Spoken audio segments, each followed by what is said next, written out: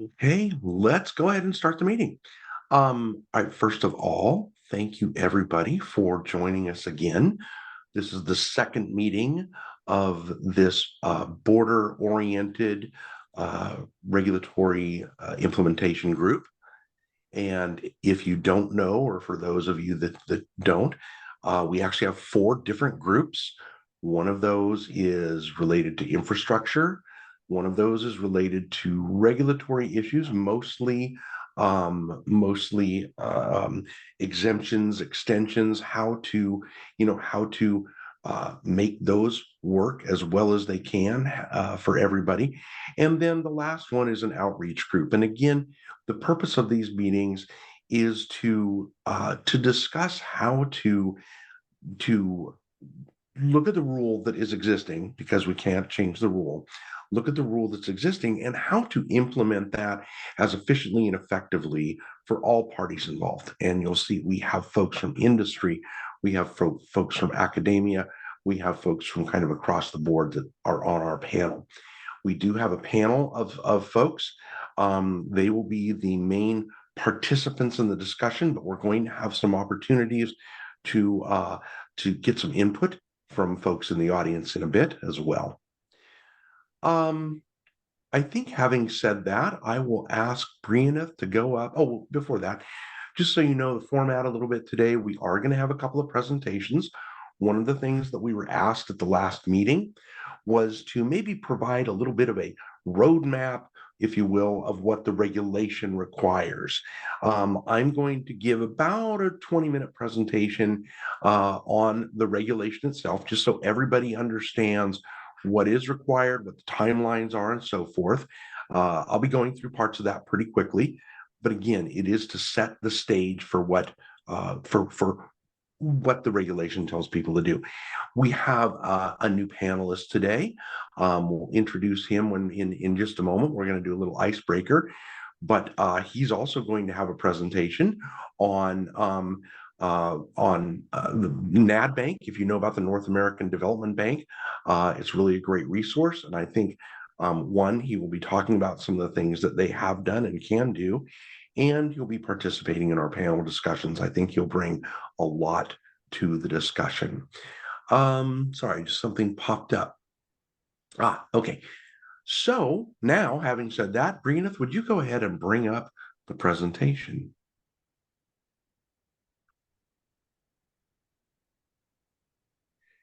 All right. Fantastic. Thank you, Brianna. Where's the icebreaker, Brianna? I think we have that first, didn't we? There we are. Okay, so this is the point where we're going to ask the panelists to kind of introduce themselves. And in addition to introducing yourself, I'm going to ask you what your favorite season is, favorite season of the year, winter, spring, summer, fall, and just quickly why that's your favorite. So I will start, and you know what? I'm going to start and be the big wishy-washy one, but I always say this: I like all seasons. I just get bored with them after a while. Here in Sacramento, it can be 110 in the summertime. I like that for a little while. Wintertime, pouring rain. I like that for a little while. So they're all very interesting to me. But as I said, about 3 months and I'm ready to move on to the next season. So why don't we go to our two co-chairs, and we'll start with Renee.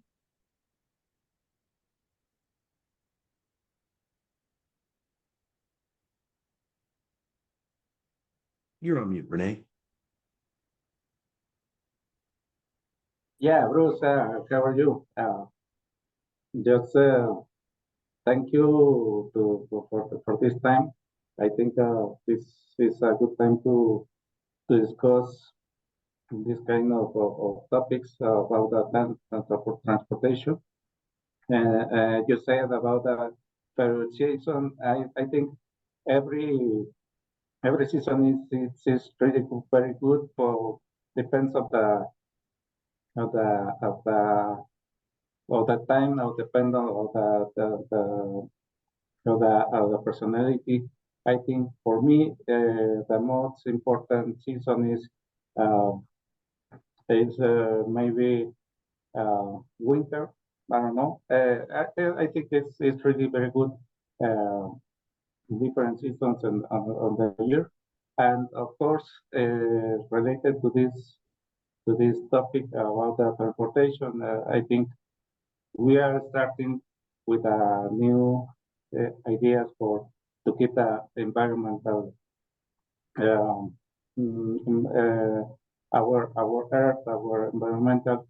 I think is really very important to support right now the the behavior of the transportation and the industry in order to dismiss to to build a good uh, opportunities for the next time, the next future for our um, different uh, ideas or uh, different uh,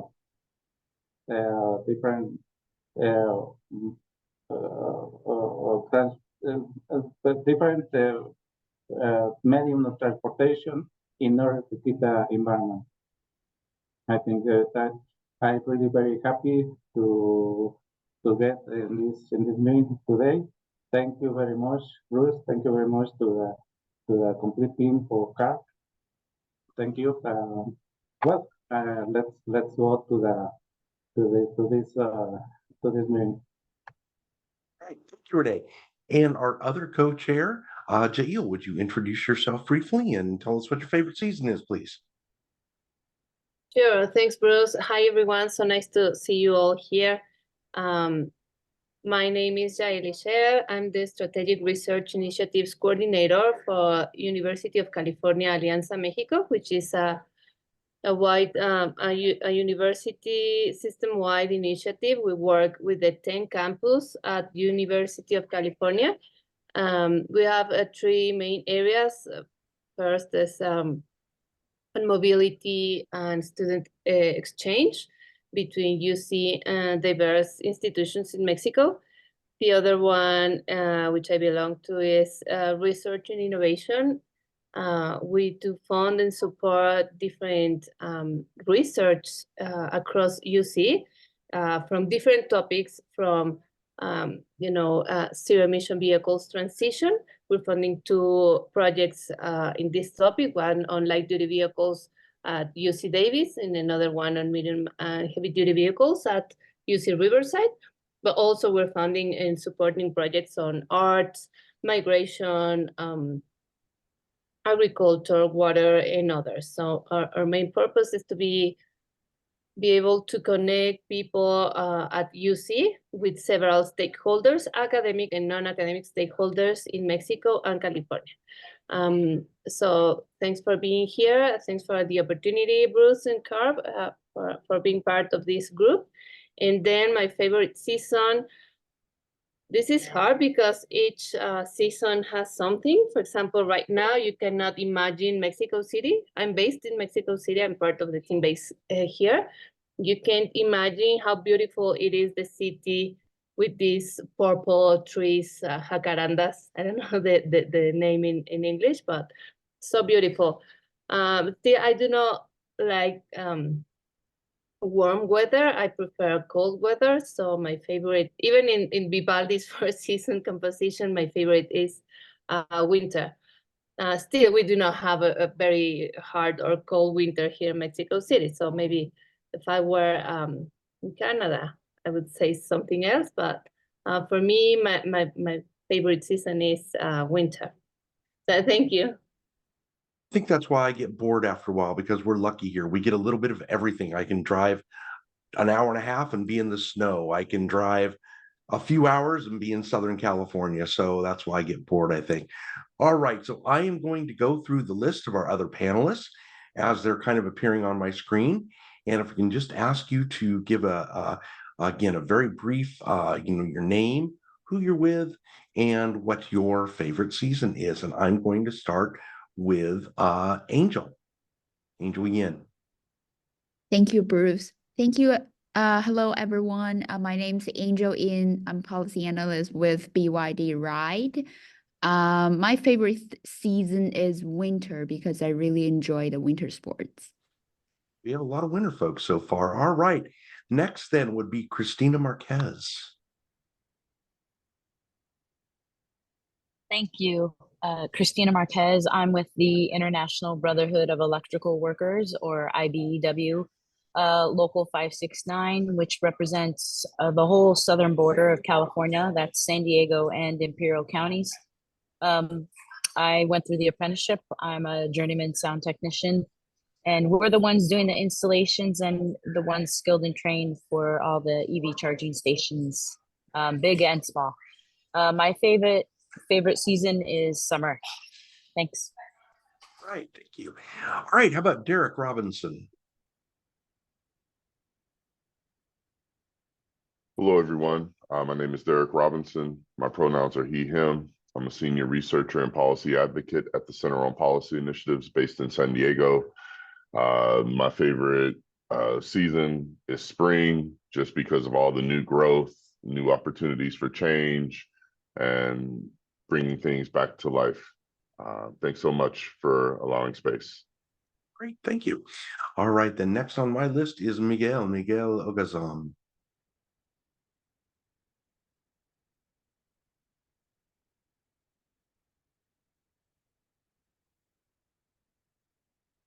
Miguel, are you there?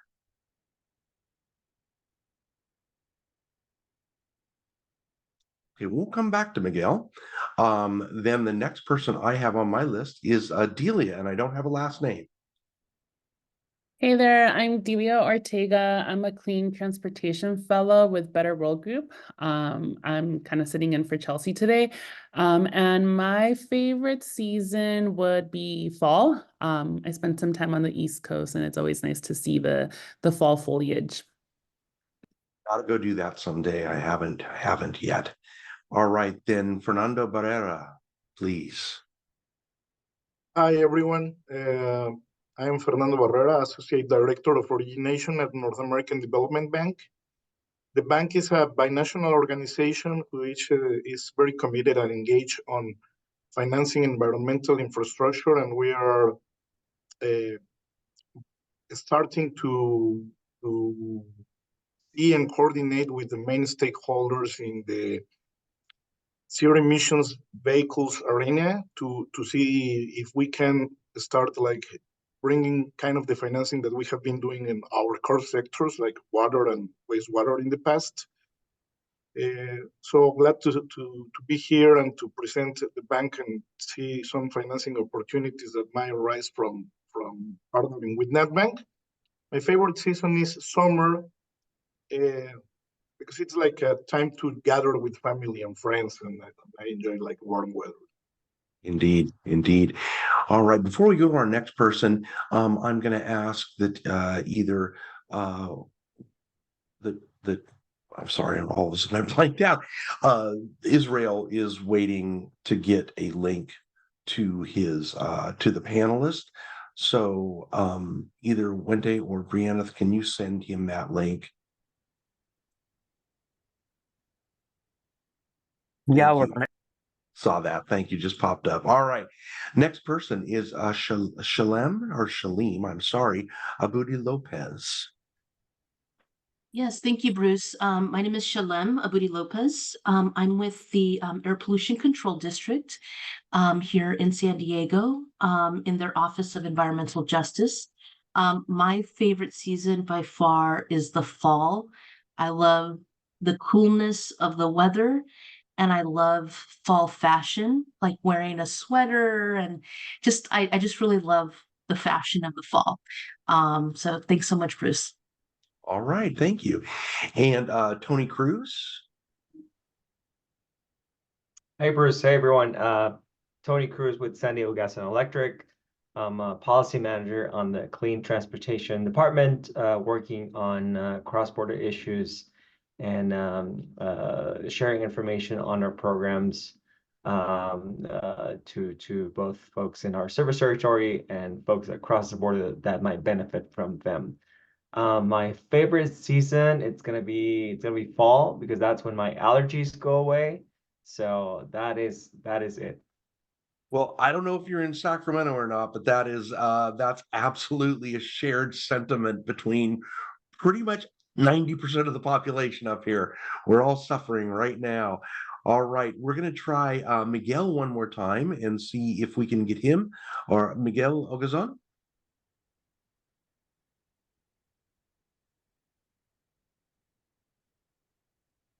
Well, I see Miguel is still on mute. Maybe he's having some issues. All right, and I don't see Israel on yet. So I think we are just going to go ahead, and I'm sure he'll join us in a moment, and start the meeting. And so, Brina, if you'll then move to the Advanced Clean Fleet presentation.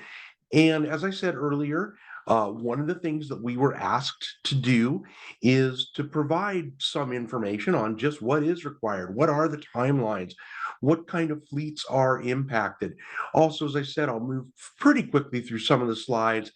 However, the main reason that they may be included in a bit more detail than I'll talk about is because we can send these out after the meeting so people can refer back to them. But so we wanted the more inclusive slide.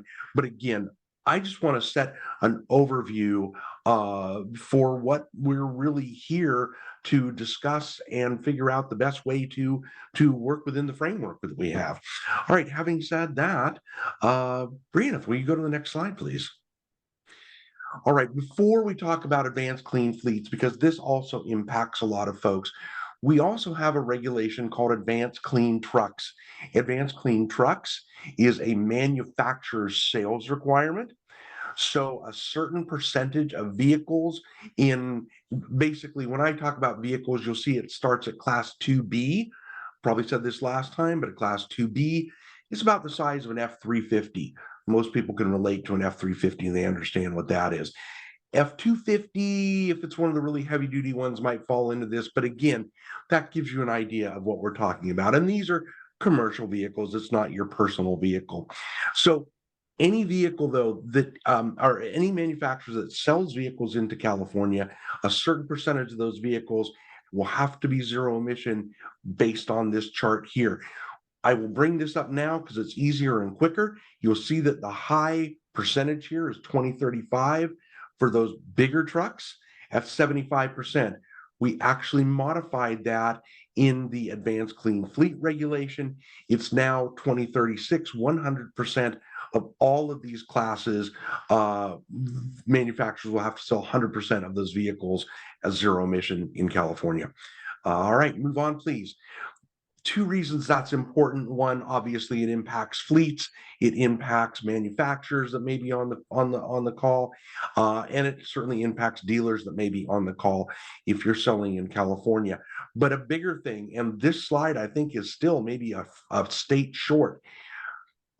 Our advanced clean truck regulation has been adopted now by 8 additional states in the US. So there's 9 states where this is law, not a commitment. Those green striped states that you see and Quebec have made a very strong commitment to moving towards zero emission medium and heavy duty vehicles in their states, but those blue ones have adopted it by law. So that, last I heard, represents about 25% of the sales in the United States. So next slide, please. All right, let's talk about advanced clean fleets a little bit and what it requires. Next slide, please, Brina. Okay, I mentioned 100% sales requirement. We're not going to talk about that. We won't talk about state and local government fleets. They're actually not that much different than high priority fleets. I mean, there are some significant differences, but the kind of the way they can comply is very similar. We will talk briefly about both drayage trucks and high priority fleets because that's really the main types of vehicles that are going to be affected at the border. I doubt there's a lot of state and local government fleets that are crossing the border. If they're on the US side, they're impacted, but they've got a whole different, as I said, different requirements, similar to the high priority fleets, but still that's something for a different time. So move on to the next slide, please, Brianna. High priority fleets. Let's just skip this one. Just a little bit of an overview. What are high priority fleets?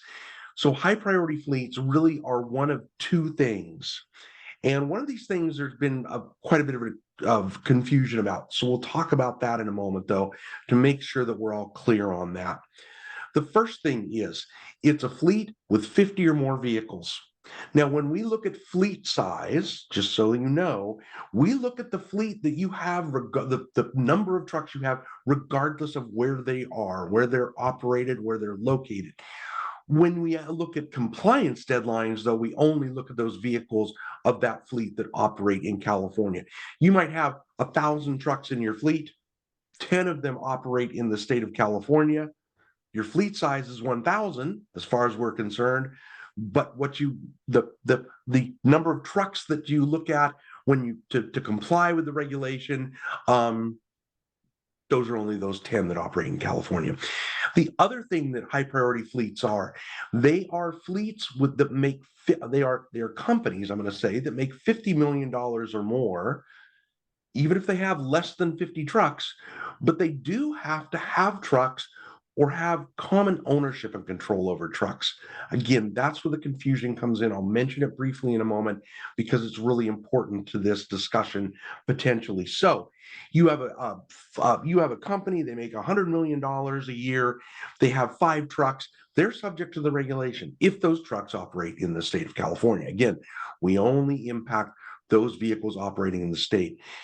Now, I mentioned this idea of common ownership and control, and I actually gave a webinar to a number of manufacturers and manufacturers associations, but manufacturers from Tijuana, because there was a concern that many of those or some of those might be subject to this rule because of this common ownership and control issue. We had very, very few comments on that, and I think it's unlikely that those manufacturers will be subject to this, even though they may. Well, I'll talk about common ownership and control. You'll see what that means. So you may be a business. You have no trucks. You make $100 million, but you contract with certain fleets. Maybe you let them, and when I say contract, I'm not talking about you go out on a load board for the day, or a contract. Fleet, Bruce's fleet, we know you deliver for us here. We need you to deliver this product for us today. That's not what I mean. When I'm talking about contract here, if you let them use your operating authority, your DOT numbers, if they're branded as your company, that kind of thing, then they may be under your common ownership and control. I use Amazon as an example. We all know that a lot of those Amazon vehicles aren't owned by Amazon, but Amazon tells them what to do. They contract with Amazon to do Amazon's work for them. So even if Amazon did not own any vehicles themselves, those that are under their common ownership would make them a fleet, would make Amazon a fleet that is covered by the rule. Sorry that took a little bit of time, but again, that has been an issue that's caused a great deal of confusion. And I want to make sure people understand that just because a company is large doesn't mean that they are subject to the rule necessarily. Okay, next slide, please, Brianna. All right, so I mentioned already the size of vehicles that are impacted, 8,500 pounds, over 8,500 pounds gross vehicle weight rating. If you don't know what that is, you don't need to worry too much. But again, that's kind of F-350 on up. Light duty vehicles and ZEVs aren't included unless you're package delivery vehicles. Think the post office, okay? Another thing that we allow in this rule are near zero emission vehicles, NZEVs. Plug-in hybrids, what those are is that's a plug-in hybrid vehicle, just like any of our cars that are plug-ins, that get a certain amount of range on their battery. And those up through 2035, those count just like a zero emission vehicle would be. So if it's 2029 and you get an NZEV Class 8 truck, Class 8 tractor trailer type truck, that satisfies that is considered a zero emission vehicle for your fleet in perpetuity. Okay, next slide, please. To give you an idea of the schedules, now you'll see there's 3 groups out here, and I'll give you some examples of what are in those groups in a moment. Group 1, though, tend to be lighter vehicles, box trucks, vans, smaller buses, yard trucks, and so forth. You can see that the compliance requirements under this pathway, and I didn't talk about the other pathway, start in 2025. The first pathway actually, and you get a choice. You get a choice as the fleet as to how you want to comply. You can either choose that first one in the green boxes, and that says any new vehicle that you purchase starting in January of this year has to be a zero emission vehicle, okay, or an NZEV. However, that's only one option. You can choose this other option. We think most fleets would choose this bottom option because it is quite a bit more flexible. Again, though, you'll see group 3, I'll talk about sleeper cab tractors and the heavier duty specialty vehicles. We know that that those vehicles are absolutely out there, but there's not as many. Their ranges are getting longer and longer, but it's much easier to get a group 1 truck that will operate and do what you need than it is right now to get a group 3 truck. So you'll see that compliance requirement for those bigger trucks doesn't even start until 2030. You may want to keep these timelines in mind, because that's, it's important as we talk about how to integrate things into the border region, how to integrate this rule into the border region. It's critical to realize that this doesn't all happen tomorrow.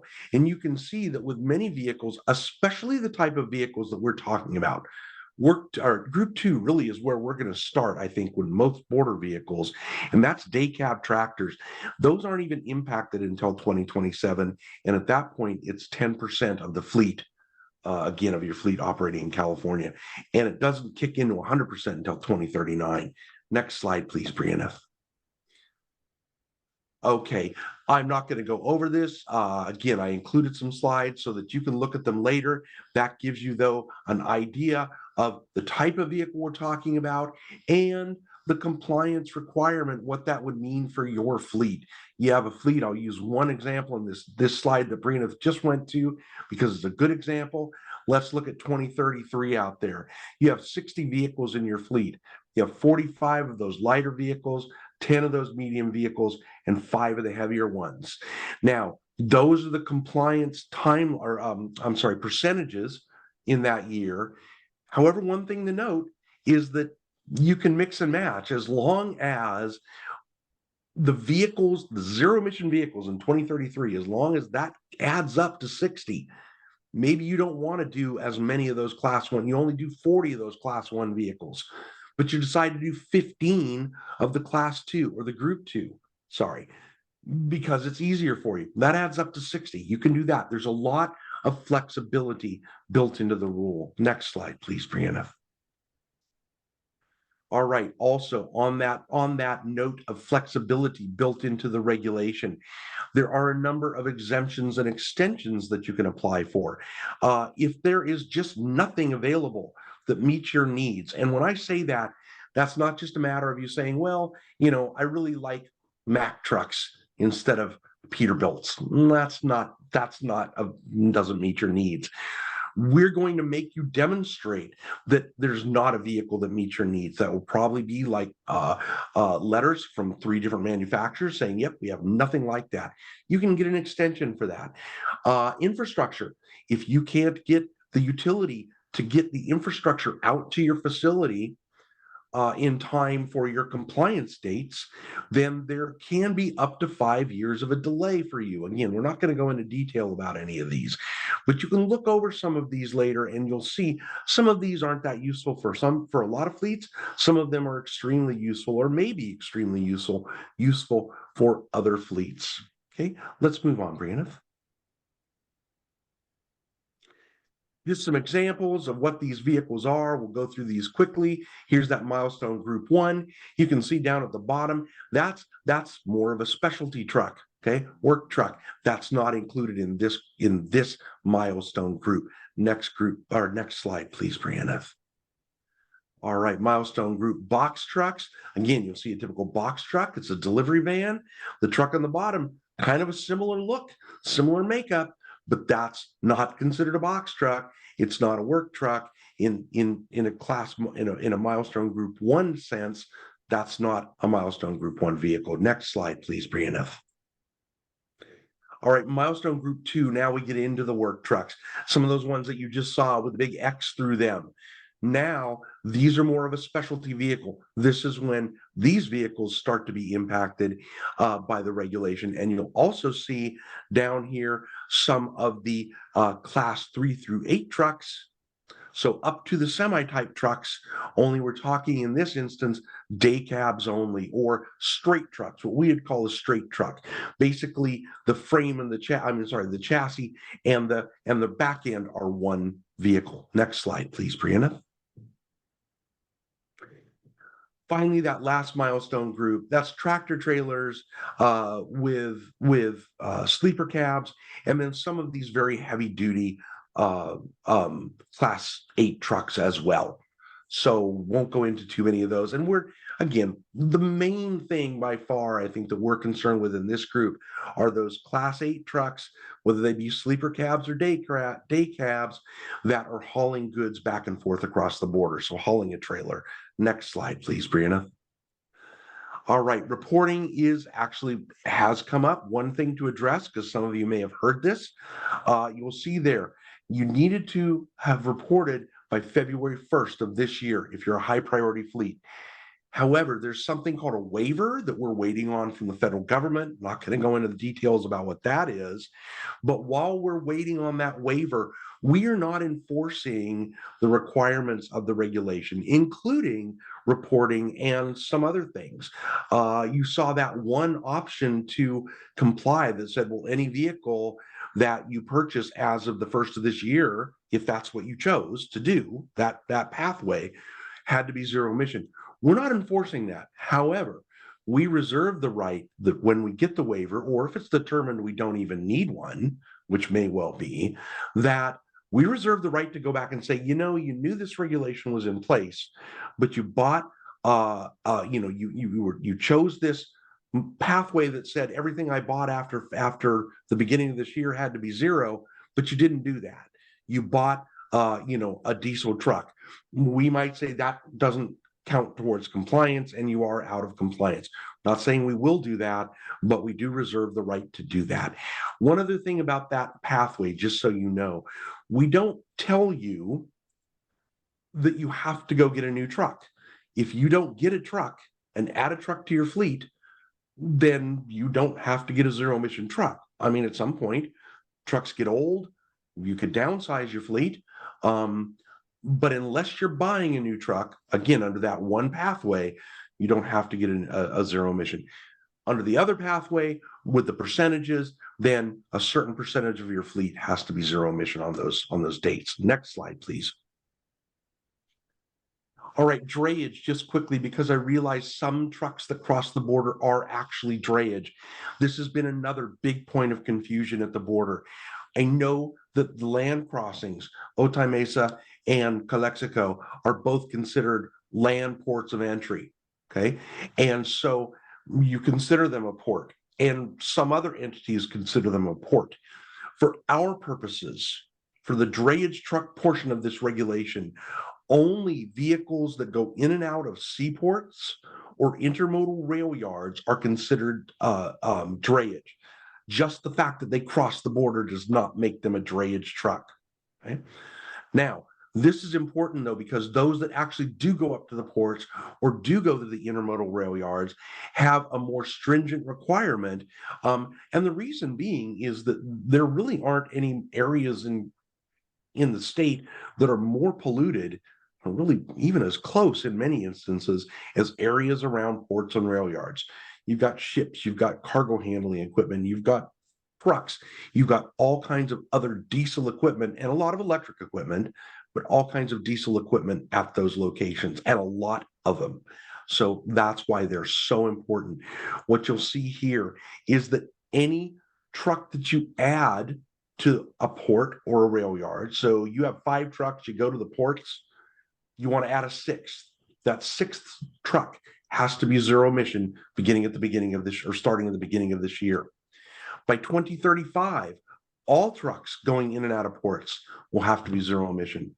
There's one other thing that impacts this. Next slide, please, Brianna. I think it's on the next slide. Actually, it's not. This just gives you that timeline in a slightly different breakout. That's the one I wanted to talk about. So you may have a vehicle, and this is actually the same for high priority fleets. If you're using that standard option that says, beginning of 2024, everything any vehicle newly added to your fleet has to be zero. I said a moment ago, we don't make you buy a zero emission vehicle, and we don't. However, for drayage and for that, once your truck hits either 18 years old or has 800,000 miles on it, that truck can't be in your fleet, or it can't go into a port or an intermodal rail yard anymore. You can sell it. It's not illegal in California, but it can't be part of your fleet. Now, I said 800,000 miles. There's also this very minimum life of 13 years that's guaranteed. And that's important. I was talking to a driver at a port not long ago, and he said, I've got 1 million miles. This is before the beginning of the year. I've got 1 million miles on my truck. So I'm going to have to get a new truck next year. And I asked him what year the truck was. He says it's a 2016. I said, no, actually you don't, because you have a minimum of 13 years. So you have a minimum of 2029 until 2029 of useful life. As you might imagine, he was pretty relieved about that. Next slide, please. I think we're just about there. Resources. We have a lot of great resources for not only the fleets, but anyone that's interested in this regulation. If you go to the ACF homepage, or really the place that I recommend more than anything is our Truck Stop website.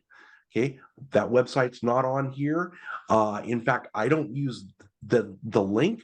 I don't use this link that's given. I'm sorry. Oh, it's there. I'm sorry. I don't use any of these links. How about that? I go and do a search for CARB Truck Stop, or I do a search for CARB ACF rule. First thing that's going to come up. Now, you see Bringeth is making a liar out of me right away, because while it's not quite a link, that very first email there, or that email up there, Zev Fleet, that is one that you want to keep in your head, because if you have questions about the rule, that email goes straight to the very core groups that wrote that regulation. They can answer your question.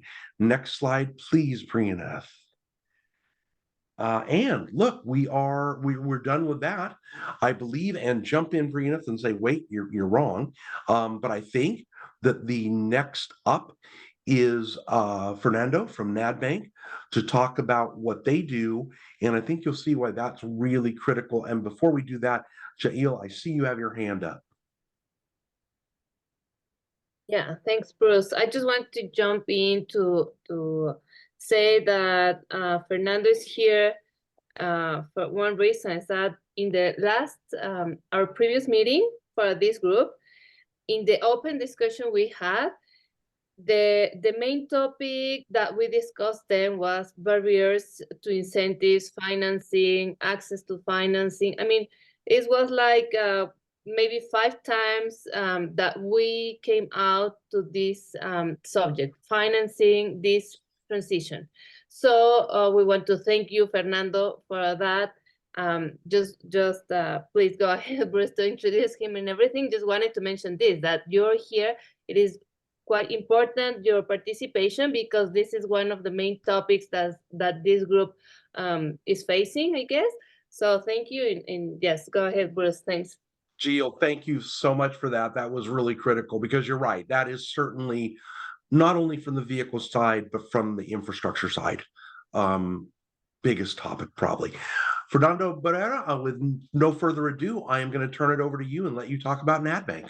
No, thank you. Thank you very much for inviting us and for those initial words, Jael.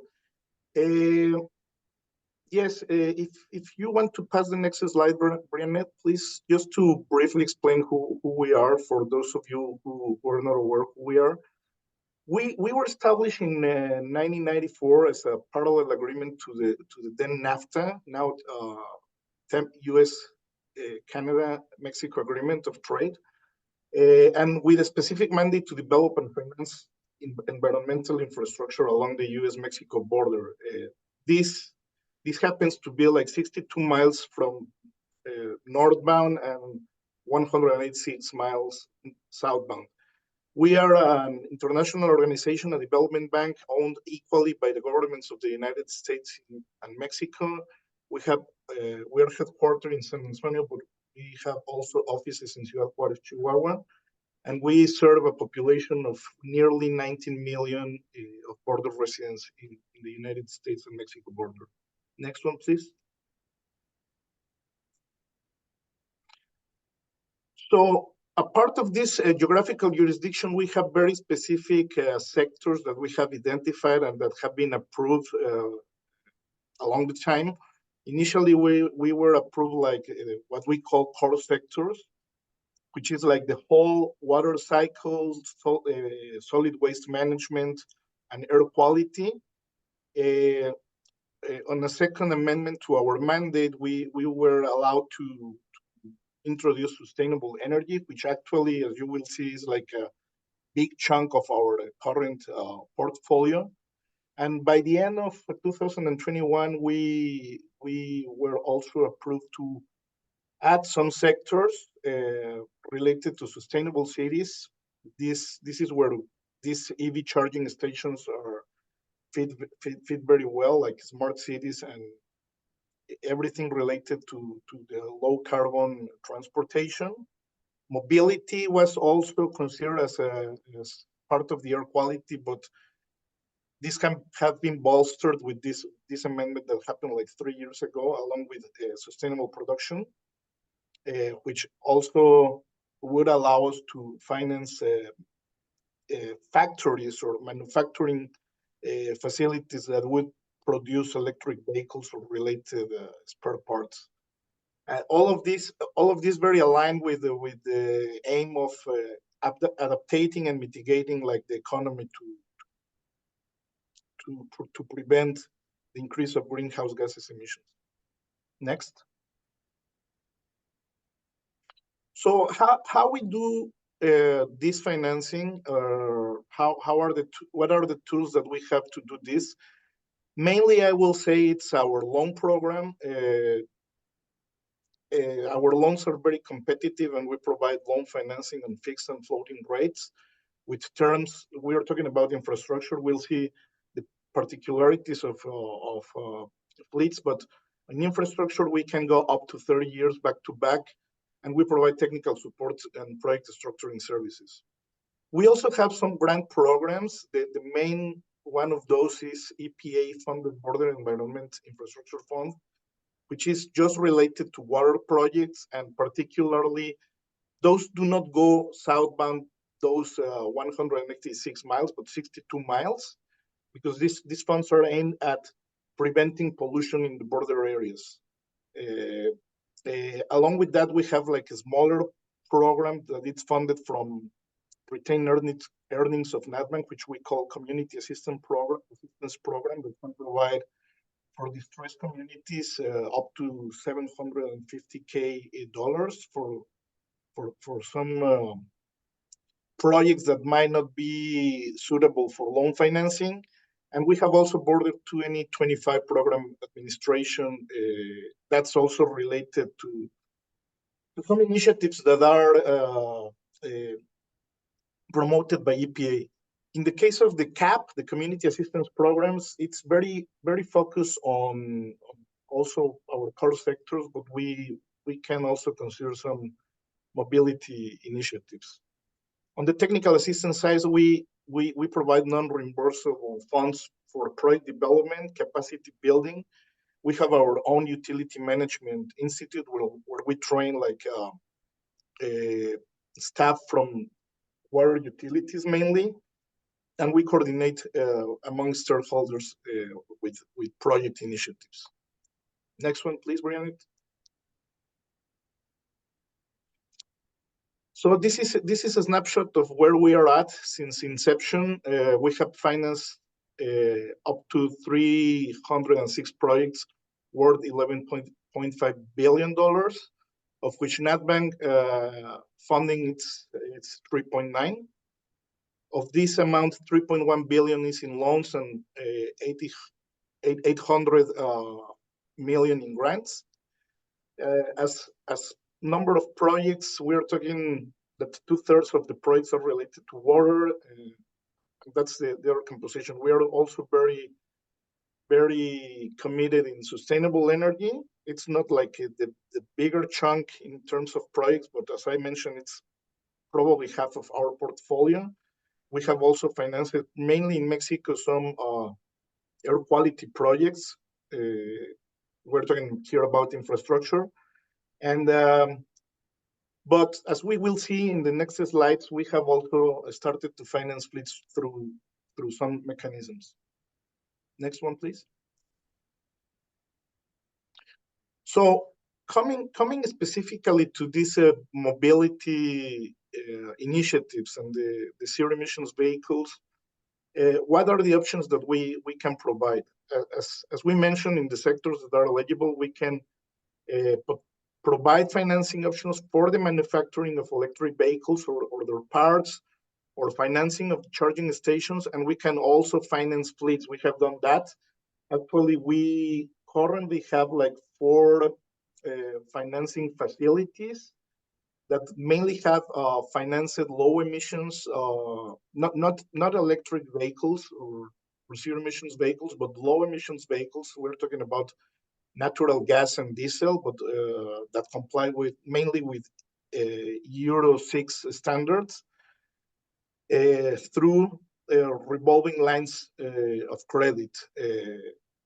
That which main characteristic is that provide like a longer tenure that commercial banking could provide. So we have through these facilities financed like the public sector.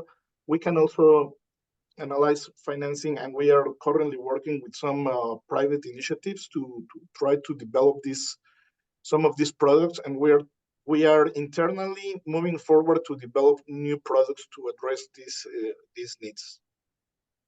Next one, please.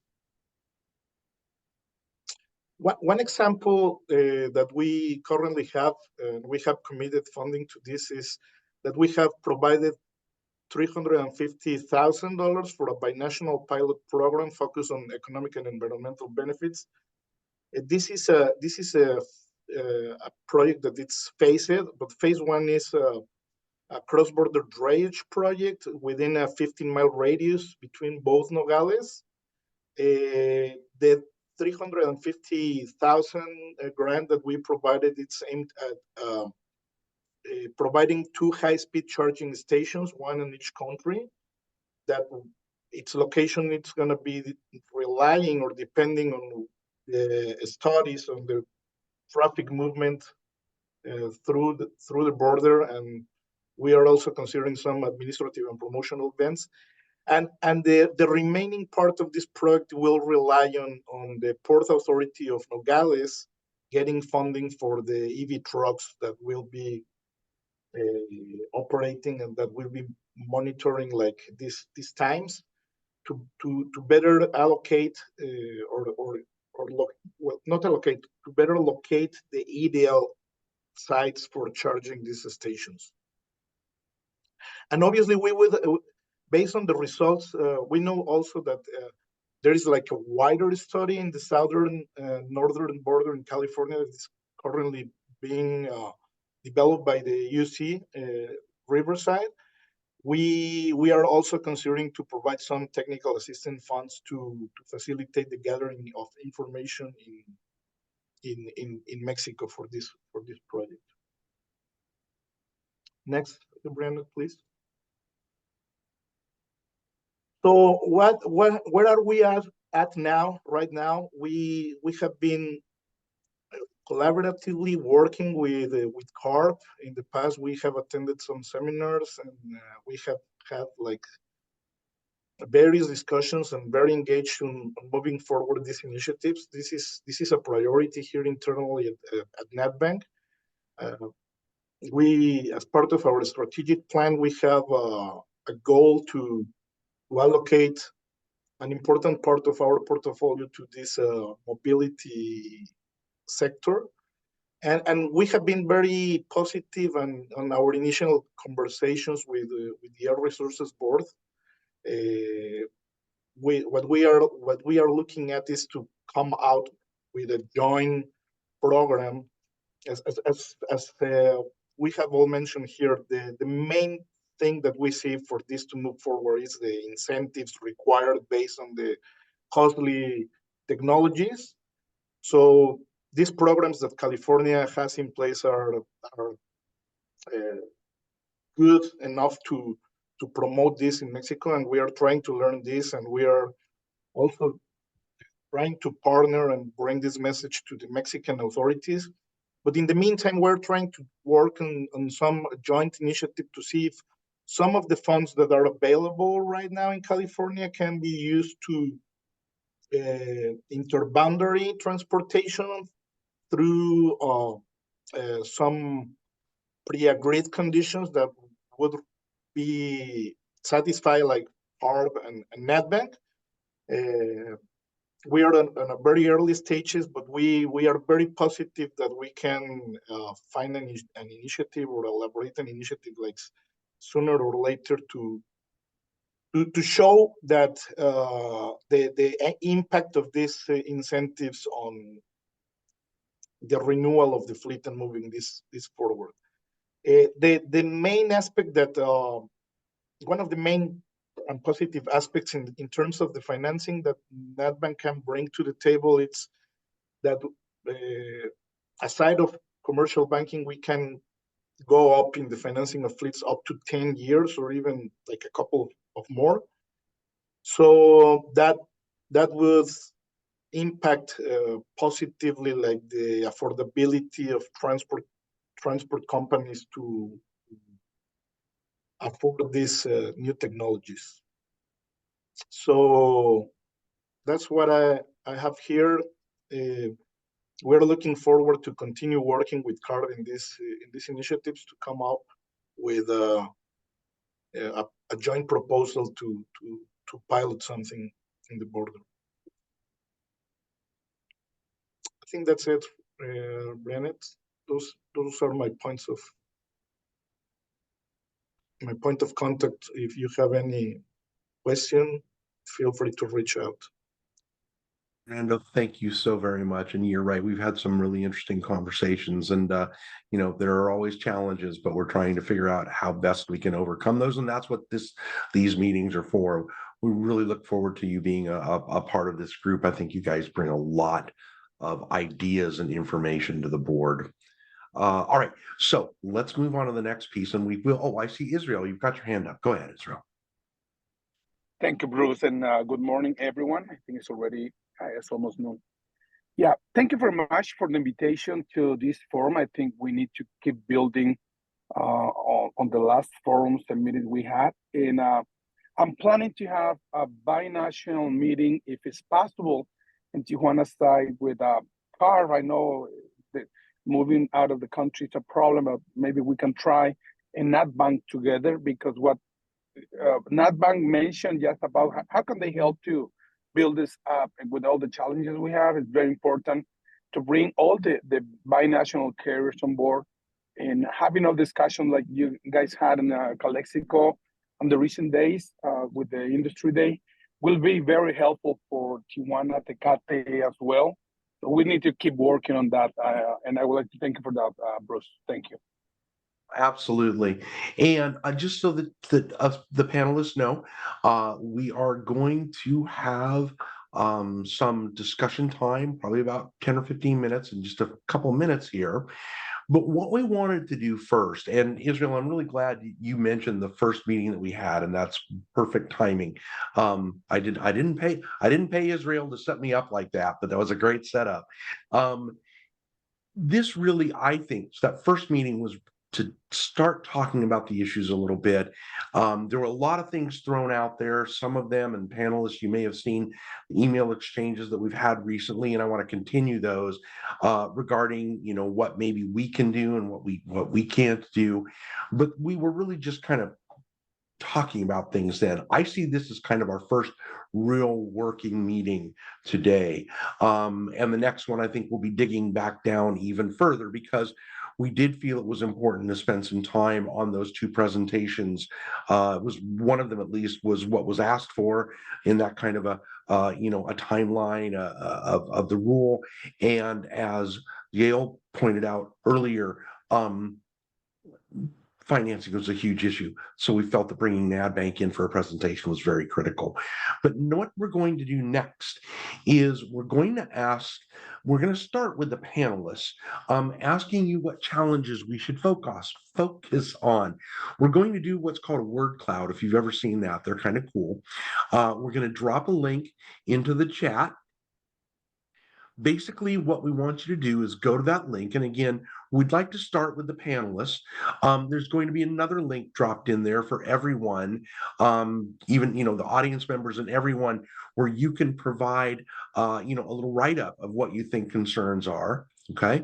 But we want to start this word cloud with the panelists, and it's important that you keep what you type in there short.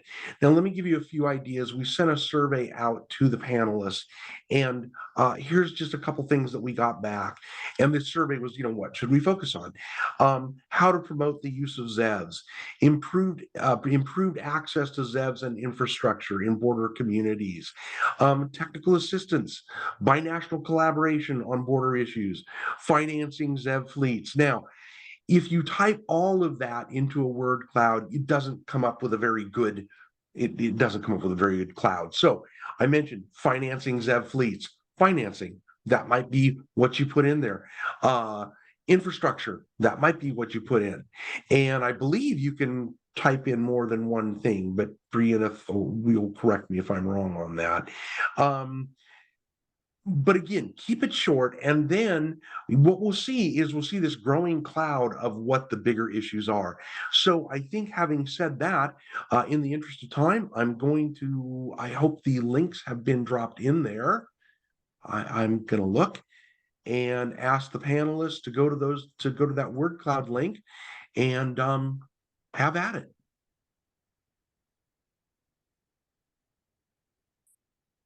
It seems the word cloud link hasn't been dropped, but you can join by going to menti.com and using the code on the screen for panelists. Okay. It would be a lot easier if we could drop that link. Do we have anybody that has it anywhere? Yes, I can drop it right now. Thank you.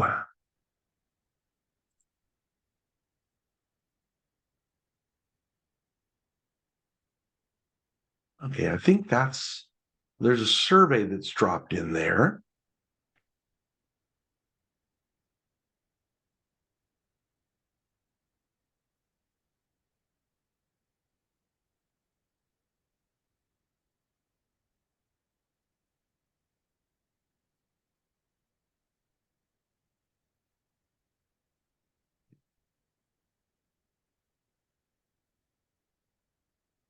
All right, we're getting some things in now, so people are able to use it. So continuation of grants, that's great. Just grants or incentives. Otherwise it might get drowned out at some point. Other things will come up. Are people having issues using incentives? There you go. I really want our panelists to weigh in on some of those things that we need to really focus on next time. Israel, you mentioned, cross-border binational coordination or discussions. Maybe that's something that someone might want to drop in. There we go. Now we're getting some things in there. Okay. What I would like to do then, also, if possible, I think it is, could we now drop that link in for all participants, attendees as well? I would really love to see what attendees might have to say. If we can drop that link into the chat for everyone, I hope we can. Well, we're getting some good information here. Incentives, I'm not surprised, that's rising up to the top. Regulatory alignment, okay? Infrastructure. And I don't want to keep this open too long because we want to take our next 25 minutes and use it fruitfully. Okay, 27 responses. And all right, we'll give it just another minute or so here. And if you haven't used one of these, what this does is it represents what's coming in. The larger the word on this screen, the more people have said that thing. So it's good sometimes if you see something pop up, incentives, and you want to say the same thing, use that word because it will just add on to it. Infrastructure, biggest thing popping up. Okay. Okay. I think we will shut that down. And what I'm going to do is turn to my two co-hosts. And I think it would be great if we had maybe, I'm sorry, I just need to look at something real quick. Maybe, 15 minutes of discussion on some of those issues on, yes, this is why we should focus on it. Whatever my co-hosts want to bring up about those issues. And then the last thing we'll do is spend a few minutes on what we'd like to get out of some future meetings. But sorry, I'm sorry, just 1 second. Oh darn, the word cloud disappeared. Okay, well, anyway, I'm not I sure can bring it why. up again. Please do. Okay, so Yael and Renee, I'm going to turn it over to you. You see what people are really concerned about. We had research in there, infrastructure, certainly. We have a few different ways of saying incentives, but I think that certainly, incentives, grants, funding. I think those are some of the ones that really rose to the top here. Compliance, not sure what people exactly meant by that. Might be a good discussion topic. So if I can turn it over to you guys, I'm just going to step out for about, let's say, 15 minutes.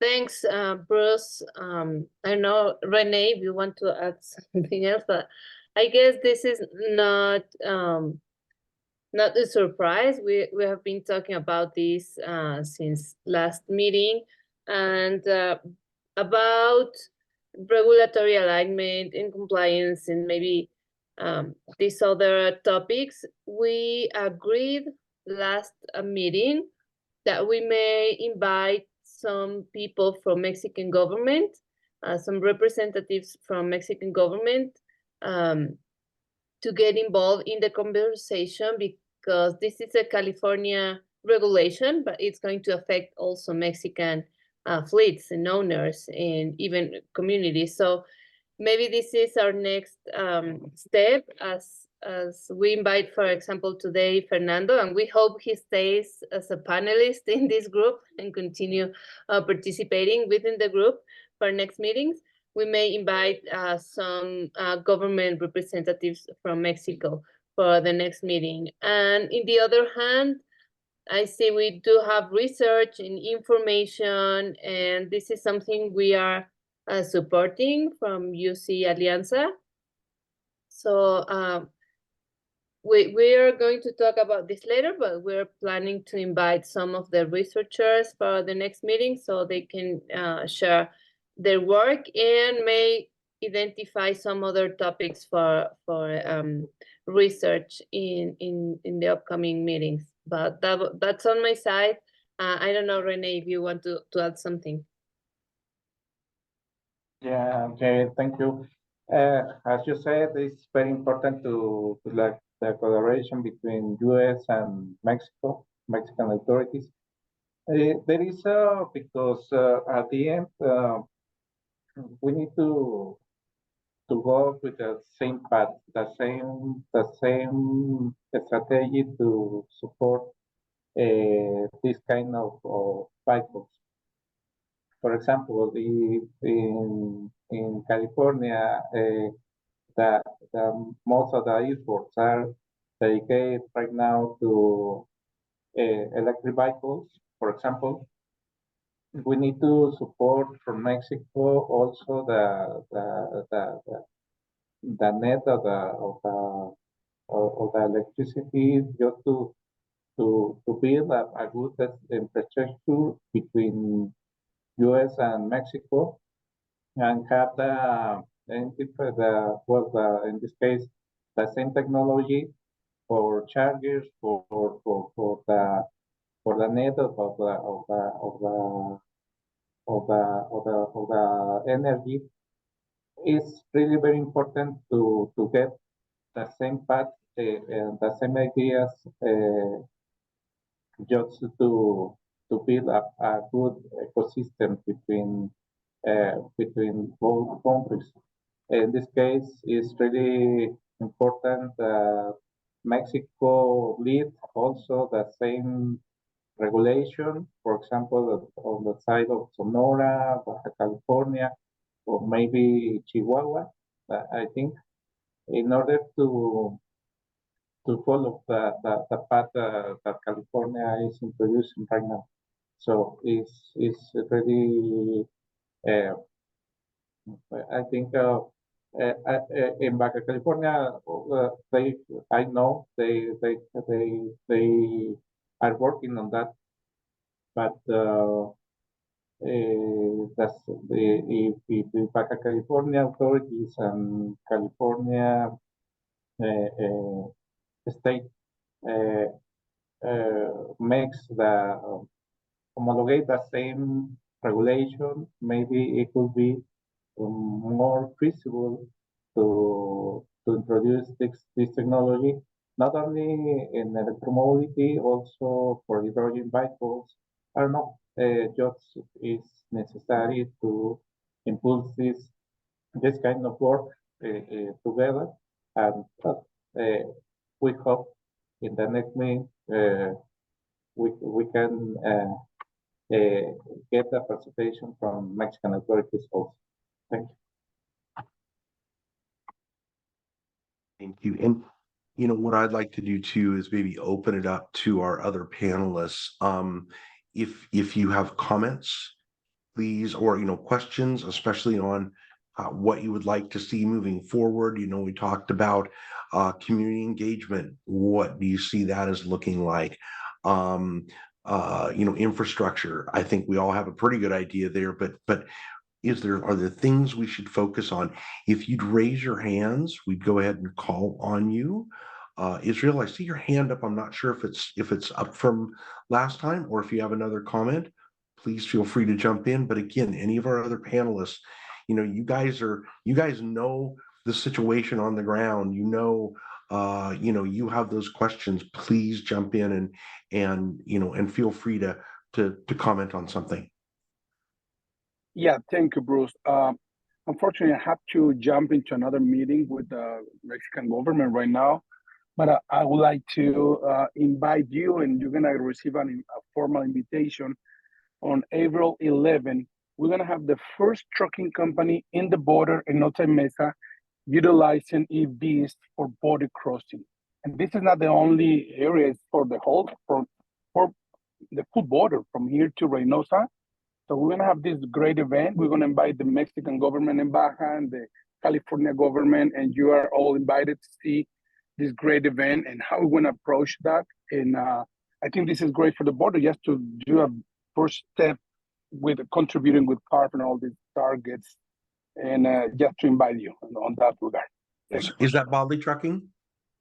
Yeah, it's Bodley Trucking. Yep. I gave your information to send the invitation. We're planning to invite the governor as well, and the Mexican government, Marina del Pilar, and some other people that I really think is very important to be there. Please send it up to us, and we can try and make it. We'll also talk to our public information office. I think you're right. It's really exciting that a fleet has just jumped out ahead and done that. All right. Thank you, Bruce. Thank you, Israel. Any other panelists that have additional comments? I rely on you guys for information. All right, I see. There it is. Christina, I see your hand up, please. Yeah, thank you. Much appreciated. Thanks for having this. This is much needed. We need to be able to communicate with the border communities and make sure that it's done right. So I know that infrastructure was the biggest concern here. It is ours too. That's why we've been training our journeymen to make sure that they have the training and the skills to do these types of installation. We have over 1,000 electricians just in San Diego and Imperial County alone that are trained on electric vehicle charging stations. We're currently doing the installation for the first ever electric tugboats at the San Diego port. We're going to be doing the infrastructure for the electric cranes, and then also for hopefully for the electric forklifts. And then we've converted power to electric power for cruise ships also at the port. So we're already doing that work. We've been doing that work, and just want to remind everybody of that. Also, I know that training was another big thing.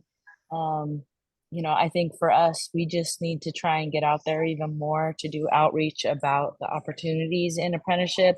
There's also pre-apprenticeships. So if anybody's interested, I'll put in my contact information. We have a full-time outreach coordinator now, and we will go anywhere to talk to people about the opportunities in getting training and helping to build the future. Thank you. Christina, that is really, really a good comment.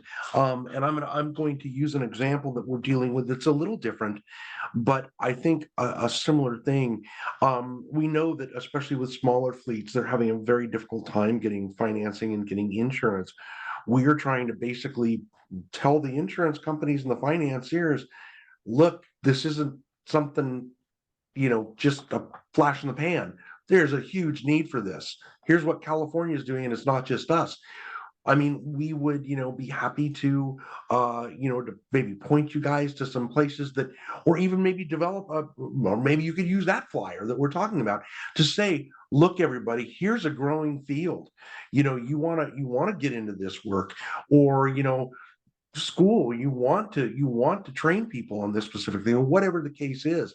Be happy to talk to you about that. You have my email address. Always happy to talk to someone, because so many people don't understand what's going on. Even a lot of fleets don't know that much about the rule. Okay, let's see. It looks like I have a hand up from an attendee. Just have a look here. I think we've got a little bit of time left. Wente, could we unmute that person's mic? Is that possible? Do we have it set up that way? Is Connie with him?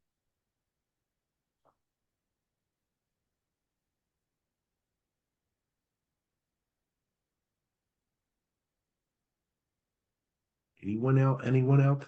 So I'm not hearing. Hello. Huh? Hello, can you hear me? There you are, Connie. Yes. Yeah, okay. So I am brand new to this CARB. I'm a baby, and we have a very small presence in California. We are a global company, but I just want to make sure I've reported all the units, and they're saying that I have one unit that needs to be replaced. So Bruce, maybe that we should take this offline and you can explain to me what I need to do with these. We don't have any Ryder tractor trailers. We just have like F-250s and a couple vans. I tell you what, if you'll yeah. send me an email, we have a lot of resources out there. Okay. In fact, we have done webinars on very similar things such as this that are recorded. We have a lot of other resources that you can take a look at. We have, I mentioned earlier, that ZEV fleet at arb.ca.gov email address. And I think there'll be a lot of information to help you there. We have workshops that have been aimed specifically at regulatory requirements. So shoot me an email and I can send you some of that. And we had your email address. What's I think it was up on the resources, but here I'll give it out. It's my name. If you see me up there at the top, yes, Bruce Bruce Tudor. Tutor. So it's Bruce.tutor Uh-huh. at arb.ca.gov. At arb.gov. Yes. Okay, ARB at gov. Okay. No, arb.ca.gov. We're Okay, hold weird. on. We throw in the Go in the .ca. okay. Yeah. Let me try this again. So All right. Bruce.tuter at arb.ca.gov. That's it. Okay, wonderful. All right. All right. Let me Awesome. look. Thank you. You're welcome. And I'll just do it. I'll send you a test email right now and you'll have my information. Okay, great. Thank you. Like I said, I'm brand new to this. You know, just be careful what you ask in a company because then all of a sudden you are voluntold. And I just want to make sure I'm doing things right.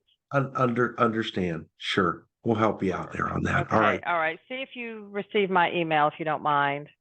All right. While we have time. I mean, I think we've got 10 minutes, but I don't want to, if anybody else has a question, please don't let me monopolize this. Yeah, I haven't got it yet. My email's a little slow sometimes. Okay. But I'll tell you what, verify. worst case. Go ahead. Worst case scenario, please look. I mentioned that CARB truck stop website earlier. Just do a search for CARB truck stop. It's going to come up right away. And then look for something on there called ZEV truck stop. Really easy to find. There's all kinds of information there. And again, if you really need information specific to your fleet, the best thing to do is try that ZEV fleet email address. Okay. Okay. And guess what? It bounced back. So I've done something wrong. Okay. Well, we do need to move on. And it's a little outside of the scope of this particular meeting, Connie, but if you try that website, you will find information. You'll find a starting point. And again, for everybody, ZevFleet at arb.ca.gov. Can you put that in the chat, please? Sure. Brianna, can you put that in the chat? I think it's on, I know it's on one of the slides, but it's on the chat. Okay. Okay. Sorry, I had an emergency that I had to take care of with another driver and that I was late to the party. Not a problem. Not a problem. I appreciate your help, Bruce. You're welcome. Okay. I would like to then quickly move back over to, I think it's the last slide. Is that correct, Brianna? Yes, we have one more. Yeah. And that's kind of what do we want to do? And Jael, I'm going to turn it over to you for a moment because I know that you mentioned some of this a little bit, but could you go into the kind of specifics on like having Arun come and speak or something like that? What kind of things would be good speaker wise? And next time, I think too, now that we've got some of the big issues, what is the rule? What's it require out of the way? We really want to dive down into some of these topics a little more. So I'm going to ask all my panelists come next time ready to raise your hand because again, you guys are my experts. You guys are the ones that you're here because you have a stake in it. So Yael, would you maybe talk about this slide a little bit? Yes, sure. Thanks, Bruce.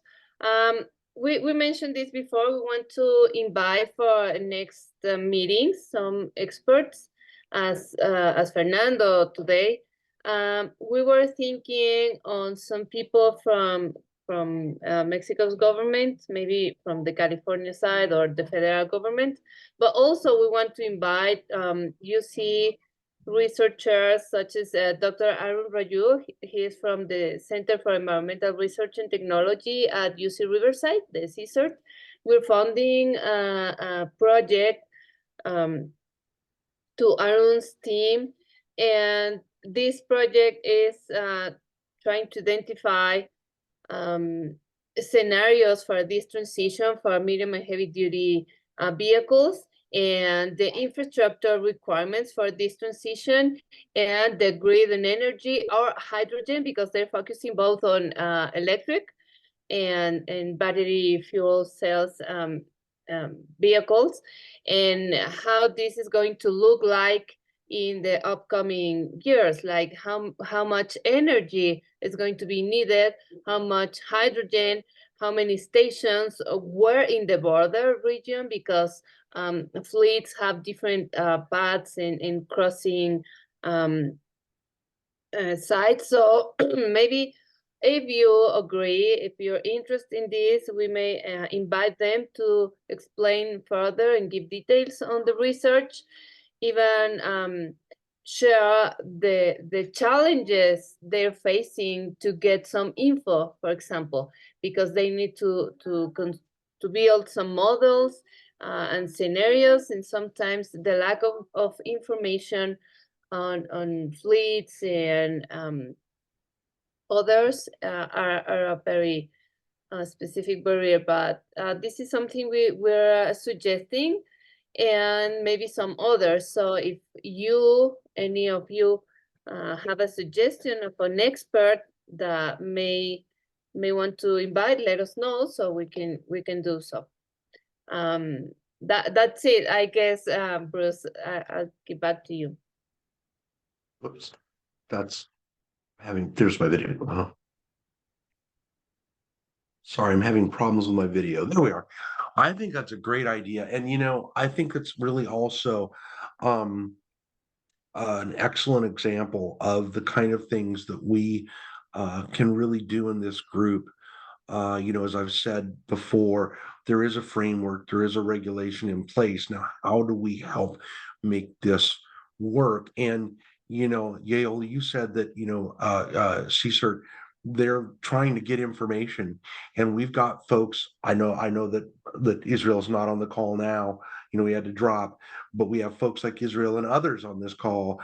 Renee, you probably as well. Being in that manufacturing field can bring a feeling for where these fleets are, where they might need those kind of things. Because, even in California, we've had, similar challenges as we try and get the information to the utilities here so that they can plan on where they need to expand. It's really critical to get that kind of information flow to people. So I will be sending out kind of a follow-up email after, probably maybe not today, but to this meeting with some answers to, or some there started some discussion in email about a week ago, continue some of that, bring in some more discussion. I know that's one of the things we said about this group is we want to continue that discussion in between times. And I think now as we're starting to dig down, starting to kind of refine some of the things that we can talk about and do, in this group. So I want to kind of include that in our, starting in our discussions. Also, love to hear from people. Do you think that having Dr. Raju would be good? I think it'd be great. Or is there someone else, as Jill has said, that would be good, for future meetings? Having said that, we are at 12:28. I want to thank everybody again. There's all that contact information stuff. Sorry. And again, we can send these slides out to people too. At least mine, I'm hoping we can send Fernando's out as well, but we need to check with him on that. But thank you. We will set another one of these up in the not too distant future. And we are trying to develop other tools to continue the conversation rather than just email in between times. So having said that, for those of you on the West Coast, I hope you get to enjoy the rest of your lunch hour. For my panelists, enjoy your spring. For those of you that really like spring, winter's not too far away, I guess. So those of you that like winter will be there too. Nobody mentioned the heat of summer that I remember. All right, everybody, see you in the next time, and we'll keep the conversation going in the meantime. Thank you. Thank you, everyone. Thanks, Bruce. Thanks everyone, and see you soon. Thanks all. See you guys. Bye. Thanks, Fernando. Bye. Thank you.